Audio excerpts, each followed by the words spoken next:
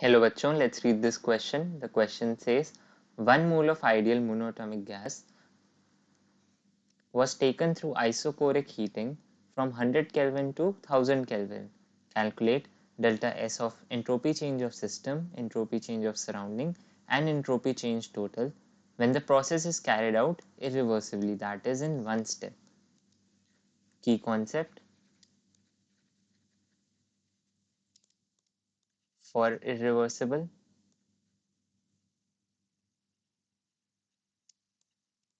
Reaction हमारा सबसे पहला एंट्रोपी चेंज का फॉर्मूला होता है सिस्टम का equal to N C V L N T two by T one, right. और ये प्रोसेस हमारा आइसोकोरिक है, इसलिए हम ये फॉर्मूला यूज कर रहे हैं जिसके अंदर सिर्फ ये वाली N C V L N T two by T one वाली टर्म है, राइट। सेकेंड हमारे पास फॉर्मूला होता है एंट्रोपी चेंज ऑफ सराउंडिंग का, जो कि होता है क्यू बाई टी के बराबर।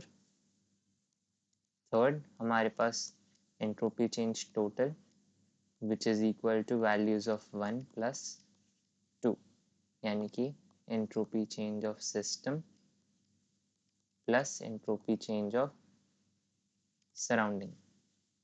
अब हम वैल्यूज पुट करेंगे और सॉल्व करेंगे। तो सबसे पहले वाले वैल्यू निकालेंगे हम एंट्रोपी चेंज ऑफ सिस्टम की, तो वो वैल्यू हो जाएगी एन हमारे पास गिवन 1 है, सी वी की वैल्यू मोनोटोमिक गैस के लिए 3/2R हो जाएगी और एल एन T2/T1 यानी कि 10।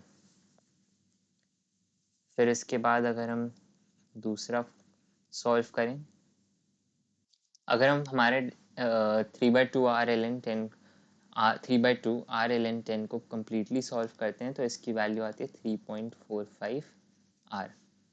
फिर इसके बाद सेकेंड सॉल्व करने के लिए हमारे पास entropy change of surrounding solve करेंगे हम। इसकी वैल्यू के लिए फॉर्मूला था Q/T, तो Q/T को हम लिख सकते Q/T which is equal to minus NCV delta T यानी कि T2 minus T1 divided by T2 which is equal to minus 3/2R, और यहाँ पे वैल्यू आ जाएगी हमारे पास 0.9।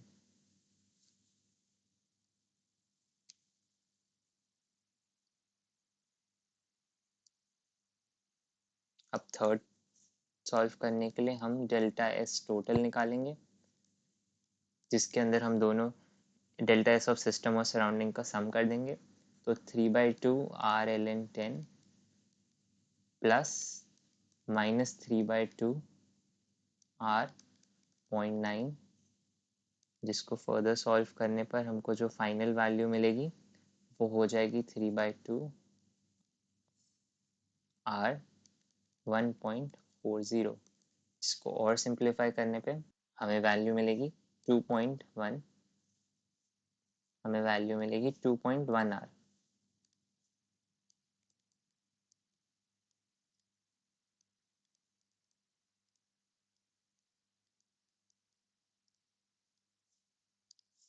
So the final answer is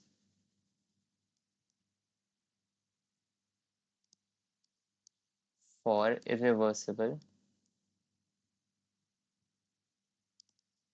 isochoric process,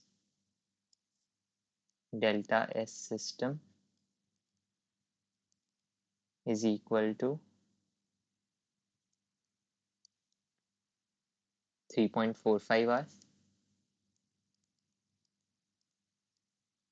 which is equal to 3/2R ln10, and delta S of surrounding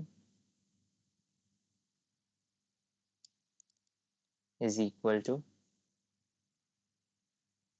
minus 3/2R multiplied by 0.9, and delta S of total is equal to 2.1R,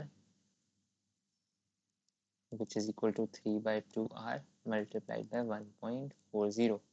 I hope you understood it well. Best of luck.